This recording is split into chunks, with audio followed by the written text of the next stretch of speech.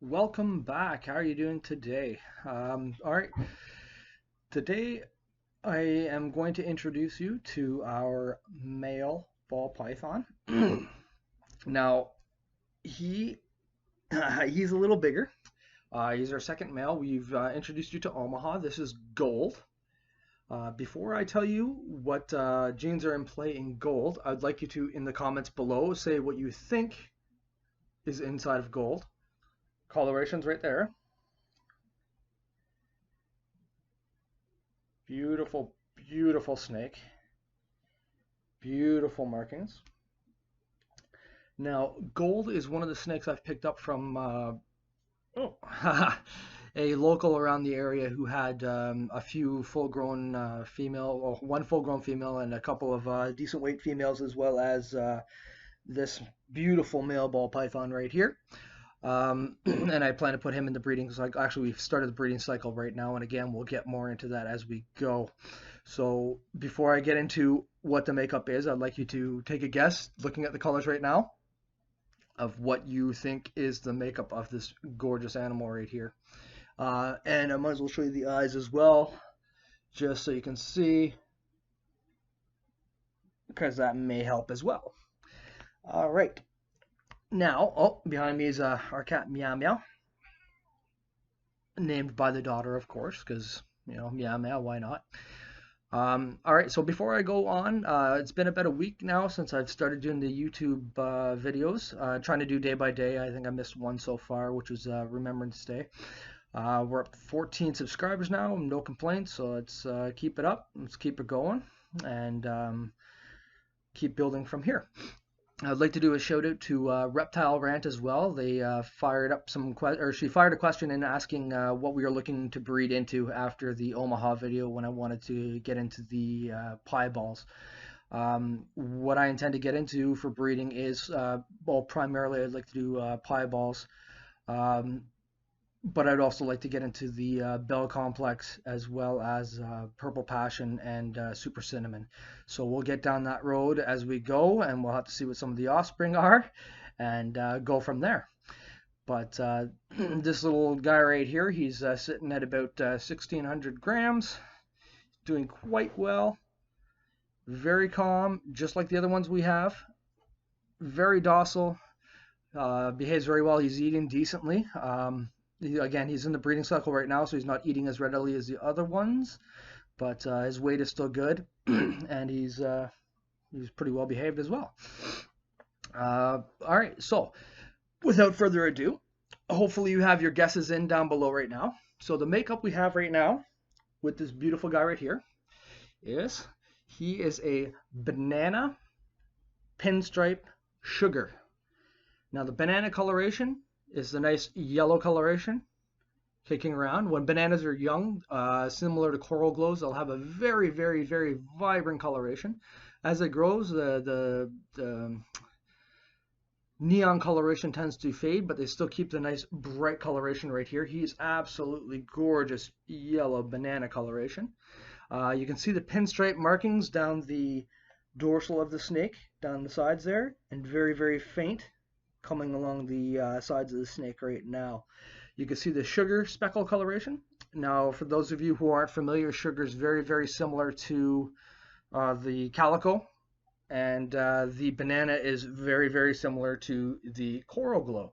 Now, there's many people out there who think it's one of the same gene. It just is a different intensity of the gene, a different strain of the gene itself. Now, the benefit of having a snake like this is he has the three genes in him right now, which are the, as mentioned, banana, pinstripe, and sugar. Now, when I breed him with the females we have, we'll have a chance to get those three genes, either single or a mix of, as well as the genes of the females that we're going to breed him with.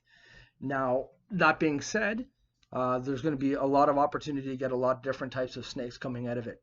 So what I intend to do with this breeding cycle is the ones that hold specific genes that I'm looking to further with the Bell Complex, Purple Passions, or Super Cinnamons, we are going to hold back, and the other ones there I will either sell online, sell locally, or bring to a reptile show and sell off at that area there. Now you can see he's an absolutely gorgeous snake, absolutely gorgeous coloration, and his color should not fade right now. Should basically stay to what it is as he grows. And you'll see with the bananas, especially, they also tend to have a dimpling. So you see these little black marks, little peppering all along the snake. You'll see that in a lot of bananas, almost all of them. You'll see little speckles as they grow, especially. They'll tend to, the color will solid out a little bit, and they'll start to get the speckling colorations kicking out on them.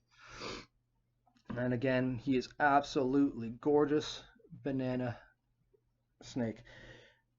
And the name Gold comes from, again, the initial ones we have, Utah, Omaha, Juneau, and Sword. And Gold is the final beach from the Normandy beaches that we were naming them after. Now, when we get to some of the other snakes, they do not have names. And I'll be looking for you guys to send in some suggestions for names as I introduce the snakes, and we will decide what to name them from there. Absolutely beautiful male right here.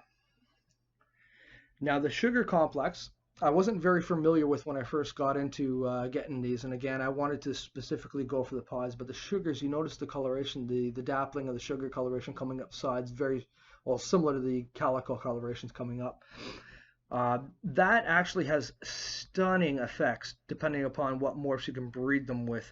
So I may actually try to work the sugars in as well, and get some of the banana genes as well. So once he does breed, the chances of him having some banana offspring are quite high, whether they're straight banana or a banana mix with the genes he has or with what the females will have. In the springtime there, when the eggs hatch, I'm hopefully going to continue doing these videos as a day by day. We'll be able to see the actual stunning colorations of the juvenile banana coloration. All right. So there he is once again. This is Sword. So before we go, I would like to do a shout out to all the subscribers. Thank you very much for your support. I appreciate it. Thank you for all the questions I've had so far. Very good questions, very positive feedback. Keep it up. It's fantastic. The more questions, the better. It's good to get us into a conversation. Any kind of advice, any kind of ideas on how to proceed are all appreciated. So if you could share this video, subscribe, like, and pass it on, that'd be fantastic. I'll continue making the videos as we go, just day by day. So they're not the most action-packed, but it's a good chance to introduce you to the collection, and we're going to again follow through as we pair him up shortly. I'll introduce you to the females we have, and then we'll start doing the pairing up. We'll get into the equipment we have. We'll get into the equipment that's required as a snake keeper, as a snake breeder, and attaboy, Gold, you're so friendly. Look at this. And we'll go from there. So hopefully you'll be able to learn something. Hopefully you guys can teach me something along the way as well, and we'll be able to go from there. And again, as I kind of mentioned before, once we get the first batches of snakes coming out from the ball pythons, I do want to expand, and I'm looking to do hognose snakes, something I've always kind of wanted to get into, again, the westerns, and potentially some of the lizards as well, potentially crested geckos. If you have any suggestions of what you'd like me to potentially get into down the road, or you have any interest of what you'd like to see, let me know in the comments below, and we'll see what we can do.